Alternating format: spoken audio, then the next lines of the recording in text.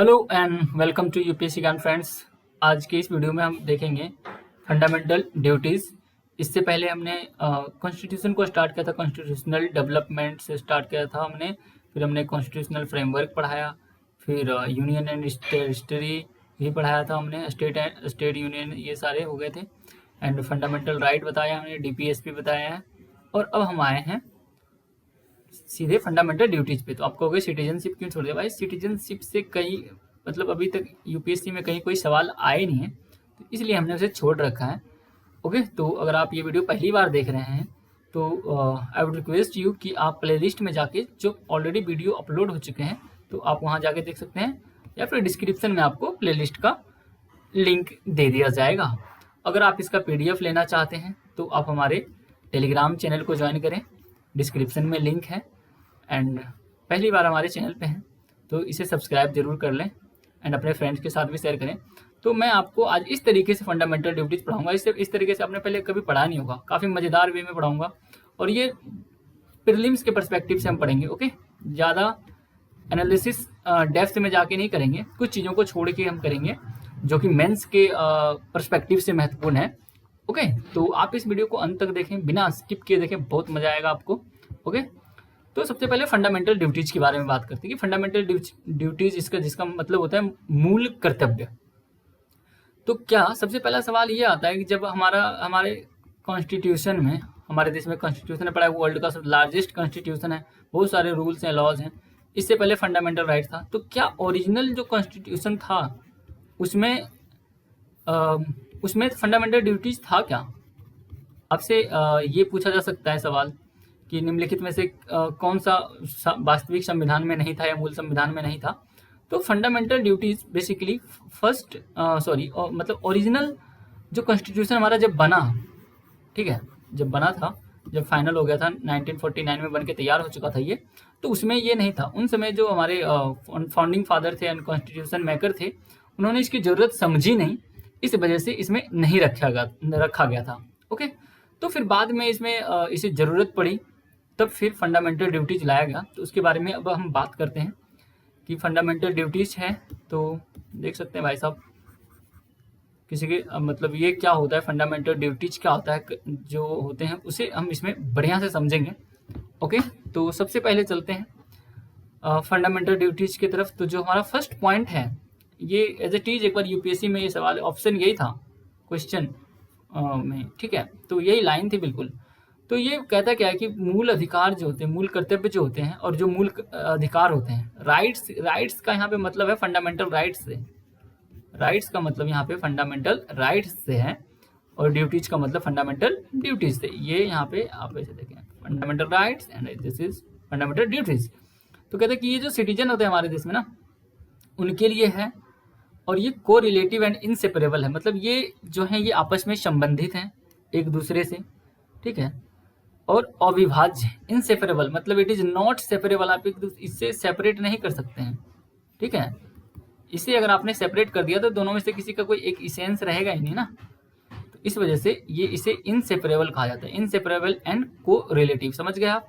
मतलब ये है कि कोई दो ए और बी दो लोग हैं और दोनों एक दूसरे का सप्लीमेंट्री हैं, तो अगर इसे अलग कर दोगे तो इसका कोई वजूद नहीं रहेगा, इसका कोई इसेंस नहीं रहेगा जितना रहना चाहिए, जितना इसके वजह से है, ठीक है। सिंपली आप ऐसे समझ लें कि दोनों में से किसी एक को हटा नहीं सकते।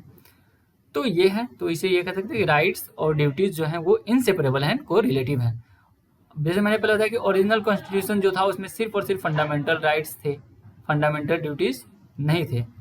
Original constitution contain only fundamental, यहाँ पे थोड़ी सी मिस्टेक हुई, not fundamental duties. Okay, not fundamental duties.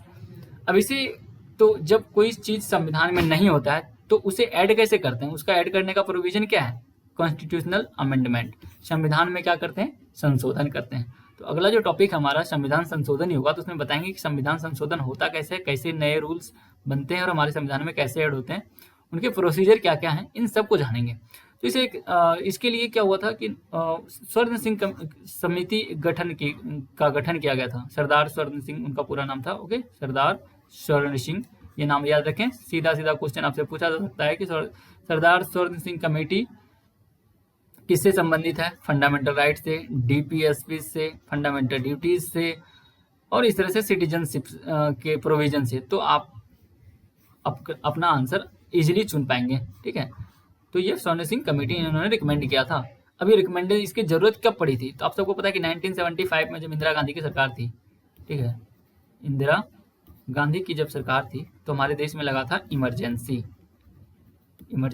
आपातकाल लगाया गया था। तो उसके बाद सरकार को ये महसूस हुई कि हमें फंडामेंटल ड्यूटीज लाने चाहिए। तब जाकर के इन्होंने क्या किया, सरदार सिंह के अगुवाई में एक कमेटी बनाई, उनसे कहा कि आप इसके बारे में कीजिए, आप अपने सुझाव भेजिए हमें जल्द से जल्द।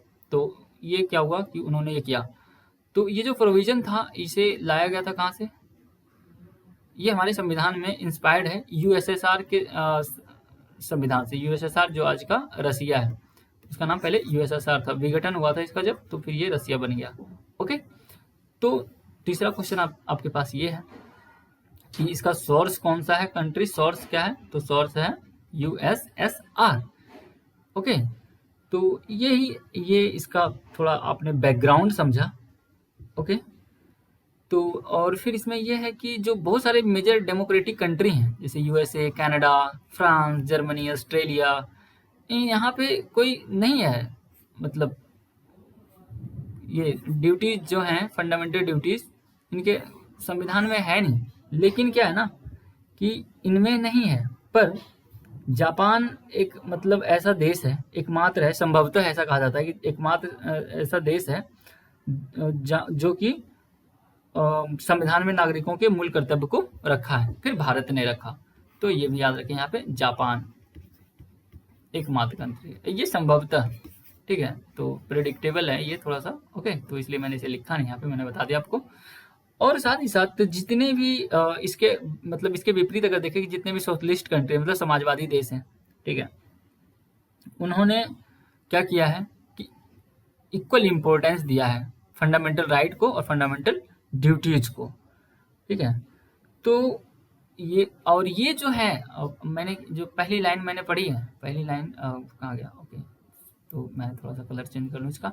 पहला लाइन जो है ये इनसेपरेबल, ये दिख रहा है, ओके, इनसेपरेबल एंड कोरिलेटिव, ये रसिया का है, ये रसिया का प्रिंसिपल है। उसने ये कहा था कि राइट्स और ड्यूटीज जो होंगे इनसेपरेबल होगा, क्योंकि देखो अगर ये इंस्पायर है रसिया से तो चीज़ें जो होंगी इसके अंदर जो इनकलकेट किया गया है, ऐड किया गया है, वो तो रसिया का ही होगा। तो यहाँ पे ये आपने समझ लिया फंडामेंटल ड्यूटीज का बैकग्राउंड मैंने समझाया। अब चलते हैं आगे और जानते हैं कि फंडामेंटल ड्यूटीज़ के बारे में और भी चीज़ें। तो इनके जो रिकमेंडेशन थे, अब कमेटी बनी तो रिकमेंडेशन आएंगे, तो इनके रिकमेंडेशन बहुत सारे थे, बट इनिशियली 10 इनके टोटल जितने रिकमेंडेशन थे ना, तो उनमें से मात्र 10 को कांग्रेस की सरकार जब थी, कांग्रेस गवर्नमेंट ने 10 को ही एक्सेप्ट किया था।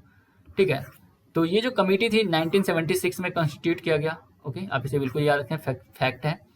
फैक्ट इसलिए मैं बता दे रहा हूँ कि अगर पीसीएस वाले लोग देख रहे हैं तो वहाँ पे फैक्ट पूछा जाता है, यूपीएससी के लिए तो है ही, मतलब उसके लिए भी यहाँ पे एनालिटिकल और फैक्चुअल दोनों चीज़ें मैं बता रहा हूँ। ओके, दोनों के लिए ये लाभदायक होगा। तो कमेटी ने क्या किया कि इन्होंने कहा कि भैया यहाँ पे आपके संविधान में हमारे संविधान में ना एक फंडामेंटल ड्यूटी को का न्यू चैप्टर को इंक्लूड करना होगा। ठीक है, जो हमारे देश के जो नागरिक हैं उनकी कॉन्शियस को इसमें ऐड किया जाएगा, क्योंकि वो राइट्स का तो एंजॉय करते हैं, तो उनके लिए क्या होना चाहिए, ड्यूटीज भी होना चाहिए। तो ड्यूटीज कैसे परफॉर्म करेंगे, सिर्फ राइट रहने से कुछ नहीं होगा। ठीक है, अब ये बताइए राइट एंड ड्यूटीज मतलब कैसे, ये क्या है राइट एंड ड्यूटीज, कैसे मतलब ये एक दूसरे का बदनाम रहा है। मैंने कह दिया कि सपोज करो कि अभी मैंगो का सीजन है, तो मैंने आपको 1 kg मैंगो दे दिया, लेकिन आपको मैंने खाने का अधिकार नहीं दिया। ठीक है, मेरा कर्तव्य था देना। ठीक है, दूसरी बात कि आपका कर्तव्य है किसी की सेवा करना। मान लो कि आप किसी को मदद करना चाहते हो, ठीक है, आप किसी को मदद करना चाहते हैं, मदद करना क्या है, हमारा कर्तव्य है, ये अधिकार नहीं है। लेकिन कोई आदमी आपको ये अधिकार देता ही नहीं है कि आप उसे मदद नहीं कर सकते, यू कांट हेल्प। ओके, तो फिर एक दूसरे के, तो आपके पास ड्यूटी, तो बात वही होगी कि जैसे कि मतलब ये है कि एक फल का टोकरी दे दिया लेकिन खाने की इजाज़त नहीं है आपको। ठीक है, तो ये हुआ है राइट्स एंड ड्यूटीज, इस तरह से कोरिलेटिव होते हैं। इसे और भी एग्जाम्पल से समझा सकते हैं, बट इतना सफिशियंट है, आप लोग समझदार हो। ठीक है। तो फाइनली क्या हुआ, गवर्नमेंट जो इन्होंने जो दिए अपने रिकमेंडेशंस दिए, तो उनको एक्सेप्ट कर लिया गया। ठीक है, एक्सेप्ट किया फाइनली, और ये कहलाया 42nd अमेंडमेंट के तहत ही इसको किया गया था। और हालांकि 42nd amendment this is called mini constitution, ये भी याद रखें आप, मिनी कॉन्स्टिट्यूशन इसे कहा जाता है। ठीक है, संविधान के अंदर संविधान, यानी कि ये छोटा संविधान इसको बोलते हैं, मिनी कॉन्स्टिट्यूशन। 42nd amendment. आपसे सवाल सीधा पे आ सकता है कि निम्नलिखित किस संविधान संशोधन को मिनी कॉन्स्टिट्यूशन के नाम से जाना जाता है? तो 42nd कॉन्स्टिट्यूशनल अमेंडमेंट ये 1976 में हुआ, और हमारे कॉन्स्टिट्यूशन में फंडामेंटल ड्यूटीज को ऐड कर दिया गया। ठीक है, और इसके ऐड करते ही हमारे कॉन्स्टिट्यूशन में एक पार्ट और नया आ गया, पार्ट 4। तो आप सबको पता है कि पार्ट जो 3 है फंडामेंटल राइट है, पार्ट 4 जो है वो डीपीएसपी है, पार्ट 4A जो है वो फंडामेंटल ड्यूटीज है। तो आप इसे इस क्रम से याद रखेंगे। ठीक है, आई होप आपको समझ में बिल्कुल आ रहा हो, कुछ बाउंस नहीं कर रहा होगा। ओके, तो इसमें पार्ट 4 आ गया, और इसने एक आर्टिकल भी जोड़ा 51 है। तो आपसे ये भी बता दें फंडामेंटल ड्यूटीज के अंतर्गत कितने आर्टिकल, तो बहुत लोग बोलोगे तो फटाक से बिना सोचे समझे आंख बंद करके 11 आर्टिकल होते हैं। भाई 11 आर्टिकल नहीं, 11 इसके अंदर ड्यूटीज हैं। हालांकि पहले 10 ही था, लेकिन बाद में एक और ऐड किया गया था, तो उसके बारे में भी मैं बता देता हूँ। तो आप ये देखें कि न्यू पार्ट तो था, तो और इसमें केवल एक ही आर्टिकल होता है 51A। ठीक है, तो यहाँ पे 10 फंडामेंटल ड्यूटीज इनमें किया गया था। तो अब जो है वो 10 जो है, 10 तो था ही, और फिर एक अमेंडमेंट हुआ था 86th कॉन्स्टिट्यूशनल अमेंडमेंट 2002 में, जिसमें 11वां फंडामेंटल ड्यूटीज ऐड किया गया था। ठीक है, तो आप उससे पहले हम ये बात करें तो सबसे पहले जो 10 था उसे देख लेते हैं। तो 10 में ये था सबसे पहला, और एक चीज़ और देखेंगे अभी। ठीक है, फंडामेंटल ड्यूटी देखते हैं। सबसे पहले ये है कि कॉन्स्टिट्यूशन जो है, हम हमारे जो कॉन्स्टिट्यूशन है उसका रिस्पेक्ट करेंगे, उसके आइडिया जो आदर्श जो होते हैं उसका रिस्पेक्ट करना है। दूसरी बात ये है कि ठीक है, नेशनल फ्लैग जो होता है हमारा और नेशनल एंथम, उसका सम्मान करेंगे। इसलिए देखा कुछ दिन पहले सिनेमा हॉल्स में मूवी जो स्टार्ट होने के पहले वहाँ पे चलाया जा रहा था नेशनल एंथम, तो वहाँ पे काफ़ी विवाद हुए। कुछ लोग खड़े नहीं होते थे जिनका माइंडसेट एंटी नेशनल या फिर इस तरह की चीज़ें होते थे। फिर उनकी जो भी चीज़ें रहती हैं अपना सबका है।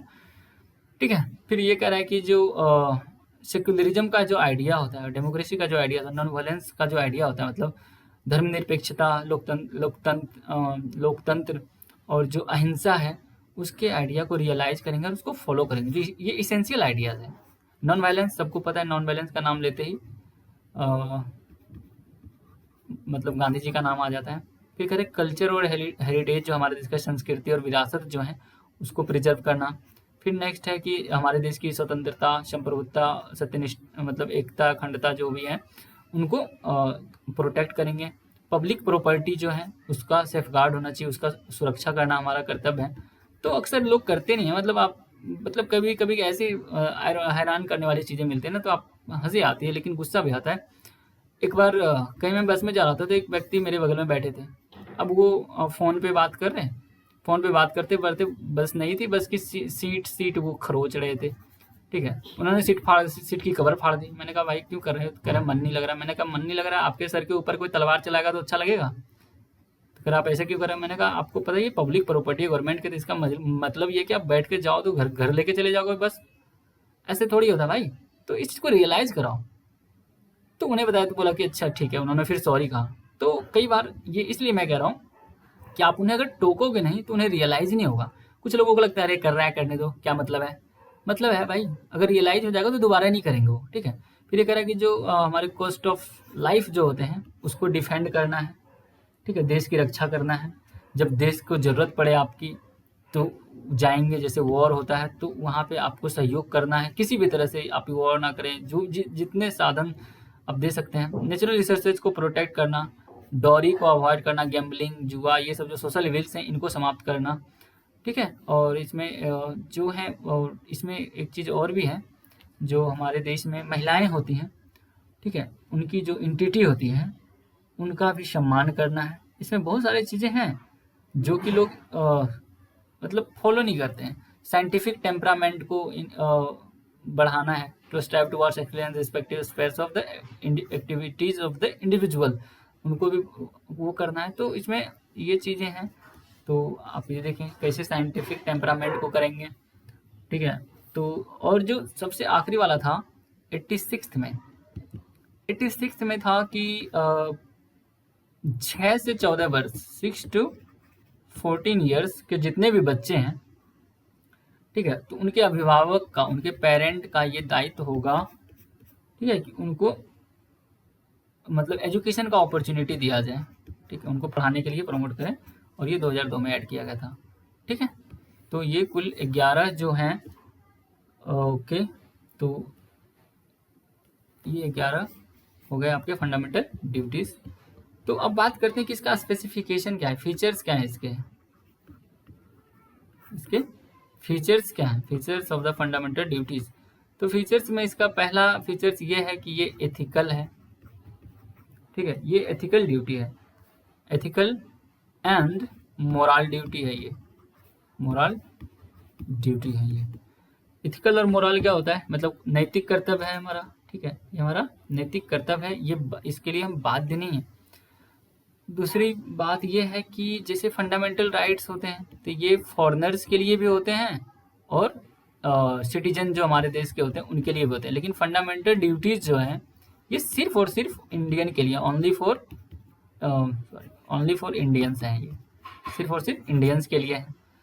फिर इसमें जितने भी अधिकार हैं, ठीक है, ये मतलब ये जैसे फंडामेंटल राइट है, आपको आप पीछे वीडियो देखेंगे अभी जाके, आप फंडामेंटल राइट जो है ये कोर्ट के द्वारा इन्फोर्सेबल है, लेकिन ये चीज़ें इन्फोर्सेबल नहीं है, ओके। तो ये चीज़ें हैं।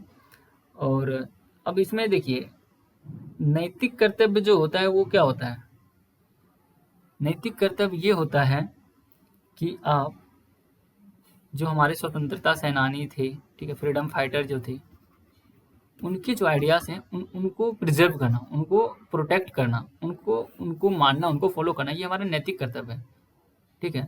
नेशनल फ्लैग, ठीक है, national flag, national emblem, national song, इन सब का रिस्पेक्ट करना हमारा ड्यूटी है। तो ये दोनों अलग अलग चीज़ें।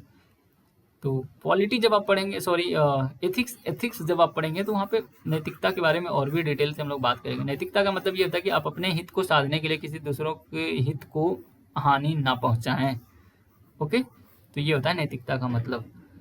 और इसमें जो कुछ ऐसे रिकमेंडेशंस थे ना जो स्वर्ण सिंह कमेटी के, तो उसमें इंक्लूड नहीं किया गया था। उन्होंने दिया था कि जो paying tax should be a fundamental duties, तो टैक्स पे करना को फंडामेंटल ड्यूटीज, उन्होंने कहा था कि फंडामेंटल ड्यूटीज कर दो, तो ये नहीं किया था। फिर उन्होंने ये कहा कि फंडामेंटल ड्यूटीज का कोई अगर वायलेशन करता है तो उसके ऊपर पेनल्टी लगाया जाए, ऐसा जिस पे कुछ नहीं, जिस तरह के फंडामेंटल राइट में अगर किसी का वायलेशन करता है तो सीधे आपको जेल हो जाएगी, ठीक है। तो इस तरह के इसमें कोई इस तरह के प्रोविजन थे, बहुत सारे ऐसे प्रोविजन थे जिन्हें इंक्लूड नहीं किया गया था, ठीक है। तो इसमें ये सारी चीज़ें हैं। प्रीलिम्स के पर्सपेक्टिव से ये चीज़ें महत्वपूर्ण हैं। तो आई होप आपको अच्छे से समझ में आ गया हो। अगर आपको ऐसा कुछ लगता है, कोई क्वेरी है, तो आप हमें कमेंट करके बता सकते हैं, ठीक है। और मैं चाहूँगा कि आप इस वीडियो को ज़्यादा से ज़्यादा लोगों तक शेयर करें। और नेक्स्ट जब आएगा भी चीज़ें और भी आएंगे तो आपको यहाँ पे बेहतरीन टेक्निक मिलेगा चीज़ों को समझने का, जिस तरह से मैंने एक सीक्वेंस से बताया, ठीक है। तो वो चीज़ें हैं। और बाकी आप हमें फॉलो कर सकते हैं एलिमेंट्स ऐप पे, एंड हमारा टेलीग्राम ग्रुप चैनल ज्वाइन कर लें, तो आपको वहाँ पे PDF अगर लेनी है तो आप वहाँ पे ले सकते हैं जाके, मैं थोड़ी देर बाद वहाँ डाल दूँगा, ओके। तो आप सब बस फोकस होकर पढ़ाई कीजिए, ठीक है, एंड सपोर्ट दिस चैनल, अपने फ्रेंड्स को बताएं इसके बारे में। तुम लोग काफ़ी मेहनत करें कि आपको एक अच्छा कंटेंट मिले, अच्छा मेंटर मिले, अच्छे गाइडलाइंस के साथ साथ आपको टाइमली हर चीज़ मिले। तो आप हमारे चैनल पे बने रहें, अपना सपोर्ट दिखाएं, और हम अपना बेस्ट देंगे और आप भी अपना बेस्ट दीजिए, ओके। सो आज के सेशन में इतना ही। नेक्स्ट वीडियो में जल्द मिलते हैं किसी टॉपिक के साथ। एक इन्फॉर्मेशन और ये है कि अगर आप प्री के लिए प्रिपेयर होना है ना, तो हमारा 2 प्रोग्राम चलेगा। एक सुबह डेली करंट अफेयर्स आता है इसमें, जिसमें the Hindu, PIB, Indian express, ये सारे आते हैं।